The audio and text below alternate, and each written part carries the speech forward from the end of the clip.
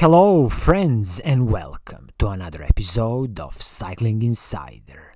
In this episode I will give you the buyer's guide for the newest, greatest Trek Madone. So it's going to be the 2023 Trek Madone SLR 6 road bike. So first thing first, let's answer the question, who is this bike for? So when you think about the Trek Madone range, you always have to keep in mind that this is heavily aerodynamically optimized bike. So if you want to go as fast as possible in a straight line, if you want to have the minimum drag possible on your bike, then definitely you should consider a Trek Madone SLR range. As you can see on this bike, everything from carbon fiber frame, fork, handlebars, seat post, everything is heavily aerodynamically optimized. And this is the latest, greatest and the newest Trek Madone now in the 7th generation. So, first, we can discuss what kind of paint scheme options do you get on this bike. So luckily, you will have 5 paint schemes options on this bike. There is this very classical black paint scheme, which is just not, my cup of tea. Then you have this beautiful Viper red paint scheme. Then another beautiful one, which they call azure, or kind of a very kind of light green blue metallic paint scheme. And then you have this combination of metallic red smoke and kind of carbon paint scheme, and a very classical white and black paint scheme. I'm so glad that Trek is offering 5 paint schemes on this Domani SLR bike, because when you look at the retail price of this bike, at the moment of recording this, it is eye-watering $8,000. It is a truly astonishing bike price, and keep in mind that when it comes to this Trek Madone SLR range, this is the cheapest one you can get for $8,000. So now, let's dive into the specifications of this bike. Let's really see what do you get for $8,000, and then at the end, I will give you my opinion. Should you just go ahead and buy this bike, or should you just consider this bike? So, as always, we can kick off with the frame and the fork on this bike. So the frame is the carbon fiber OCLV 800 series carbon fiber frame from Trek with their now newest ISO flow technology. It has a T47 bottom bracket, 12mm through axles both front and the back. Also, when it comes to the fork, it is a Trek's OCLV carbon fiber fork, full carbon fiber fork, and again 12mm through axles at the front, and you have a flat mount disc brakes both front and the back. So 800 series OCLV carbon fiber is the highest grade of carbon fiber that Trek does, and also with carbon fiber frames and forks from Trek, you will get a lifetime warranty, so everything is absolutely superb here. I have to mention here that this secret sauce of this newest Trek Madone is the so-called ISO flow seat tube. So what is this ISO flow seat tube? So when you look at the seat tube of this bike, you have this very interesting cutout at the point where seat tube would kind of connect with the top tube. So the main reason that the Trek has done this huge cutout on this bike is for the aerodynamic reasons. The Trek is claiming that when the air flows from the head tube, it will kind of easily flow through this gap outside of the bike and kind of make the bike more slippery and decrease basically the drag of this bike. So this is the main reason apparently why they introduced this ISO flow seat tube connecting to the top tube. So it's a very interesting also design characteristic of this bike, and definitely somebody from the marketing department, I would say, probably approved it easily because it's a very distinctive feature of this bike. And again, Trek is claiming that it can increase the airflow going from the front of the bike just to kind of flow through this big hole. Also, when you look at this ISO flow system, it will also contribute a little bit more to the seat tube being a bit more flexible on this bike, and apparently it will soak up a bit more of the road bumps. So this is all that Trek has presented considering this ISO flow system. Now let's talk about the wheelset on this bike. What will you get on this bike? So the wheelset is the Bontrager Aeolus Pro 51 wheelset. So this wheelset is a carbon fiber wheelset from Bontrager. Bontrager is an in-house brand of Trek. And if you would buy this wheelset on the open market, the rear wheel would be $820 and the front wheel would be something about $680. So you see, again, a pretty pricey wheelset if you need to buy it on the open market. Some of the highlights of this wheelset are, as I said, OCLV carbon fiber wheelset, 51 millimeters rim height and also 23 millimeters internal rim width, which is very nice. This is a tubeless ready wheelset, but of course you will need to provide your own tubeless tape and the tubeless valves. And I will just mention here that the spokes on this wheelset are from DT Swiss. Excellent choice. And also the hubs are from DT Swiss 350 hubs with their 18-point engagement system. Absolutely superb hubs, and this wheelset, in my opinion, is excellent carbon fiber wheelset from Bontrager. And also keep in mind that the total weight of this wheelset is going to be approximately 1,600 grams, which is again very competitive weight for the wheelset in this kind of price range. This wheelset is wrapped in the Bontrager tires, so these are Bontrager R3 tire, 120 TPI tire, so it should be very supple tire, very smooth tire. And also these tires are 25 millimeters both the front and the back.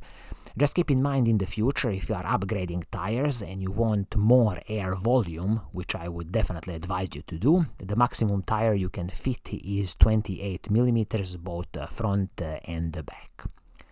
Now let's talk about the group set on this bike. So what do you get for $8,000? So first thing first, when you look at the shifters, front mech and the rear mech, everything is the newest, greatest Shimano 105 Di2 electronic group set. So this is the newest addition in the Shimano's electronic group set lineup. Before you only had, Shimano Ultegra Di2 and Shimano Dura-Ace Di2. Now Shimano has trickled down their technology, so you can also have a Shimano 105 Di2 electronic group set.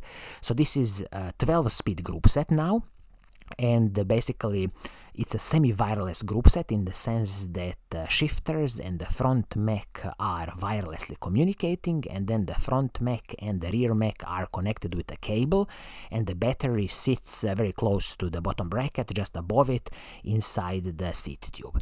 This Shimano 105 Di2 group set, since it's very fresh on the market, there is no reviews yet available at the moment of recording this, but I would expect it to be superbly reliable. The same thing like Shimano Ultegra Di2 and Shimano Dura-Ace Di2, because this is just a trickled down technology from the upper group set. So absolutely it's going to be superb. Shimano 105 Di2 electronic group set, everything Shimano's shifters, front mech and the rear mech, everything is Shimano 105 Di2. Now when you look at the crankset on this bike, you will get a Shimano 105 crankset, so good, no cutting corners here. This is 50-34 chain rings, and this is paired with the Shimano 105 cassette, 11-34 cassette, and of course 12-speed cassette. So now you see here, I'm really glad that Trek has included 11-34 cassette, just because you will have a ratio of 1-to-1 gears, so 50-34 chain rings and 11-34 cassette. The chain is Shimano's SLX chain, 12-speed chain, excellent chain. Just a little interesting thing here, the SLX chain is from the Shimano's mountain bike world, but since now this is a 12-speed group set, it is compatible with a lot of these components from the mountain bike world. Also, I will just mention here that the bottom bracket on this bike is a T47 standard bottom bracket. So this is a threaded bottom bracket, which is excellent in the sense that if you need to service it, it's going to be very easy to do it. And also, if your local mechanic needs to do, servicing on this bottom bracket, they will definitely be glad it's a T47 threaded bottom bracket. Now let's talk about some of the smaller components on the bike, like the saddle and the seat post. So the saddle is again from Bontrager Aeolus P2 saddle. or the Bontrager Aeolus Elite saddle. I mean, this saddle should be perfectly fine. Bontrager produces decent saddles. If you really don't like this saddle, it's very easy to replace it with your desired and preferred saddle.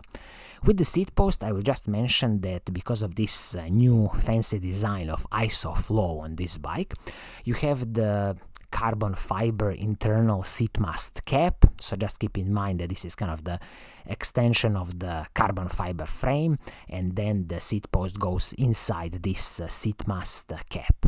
If you need to replace the seat post, you gotta make sure that it's compatible with this seat mast cap. So again, it's a bit of a proprietary design from Trek, but again, they are trying to achieve kind of more soaking up of the road bumps and more flexibility into that seat post by using the ISOFlow cutout opening and also this seat mast cap. So just keep that in mind.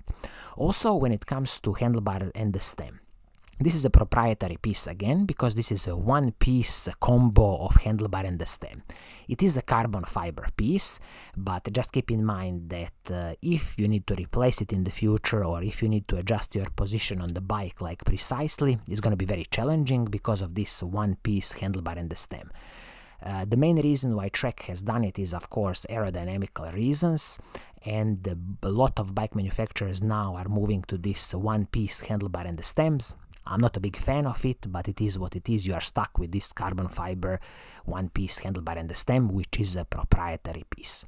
Now when you look at the braking system on the bike, again, a superb Shimano 105 hydraulic disc brakes. These are with the 160mm rotors front and the back, and also these rotors are the basic Shimano's RT70 braking rotors.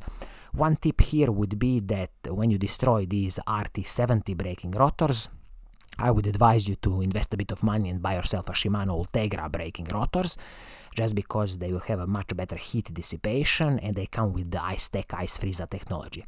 160mm rotors front and the back are perfectly fine. They can handle these speeds of this Trek Madone bike, and they have a very good heat dissipation also. I wouldn't advise you to go to 140mm rotors because they'll just have problems with heat dissipation. Now let's talk about the total weight of this bike. So Trek is claiming that size 56 is 7.75 kilograms. This is of course without the pedals, so if you add the pedals on that, let's add another 200 grams, so it's going to be about 8 kilograms for size 56. It's definitely not a light bike, but all these heavily aerodynamically optimized bikes can be very close to 8 kilograms, so this is just a decent bike weight. I wouldn't say anything specific for this size 56, 8 kilograms. Competition can do it on the same level, or even some manufacturers can be a little bit lighter. So all in all, what is my advice to you, considering that this newest Trek Madone SLR 6 has a retail price of $8,000? Well, I would just advise you to consider this bike. I think the price is just eye-watering, super high. I cannot understand why they are charging, $8,000 for their lowest level Trek Madone SLR range. I know they have this new ISOFlow system on the bike, and it's a new aerodynamically optimized carbon fiber frame fork, and they have added the newest Shimano 105 Di2 electronic group set, but all in all, it's just an eye-watering price, and if you are in the market for aerodynamically optimized bike, aero bike, you should just consider this Trek Madone SLR 6. So I think this is going to be it for today. I hope you like what I'm doing, and if you do, keep on watching, keep on liking, and as always, I will see you soon in the next episode. Cheers!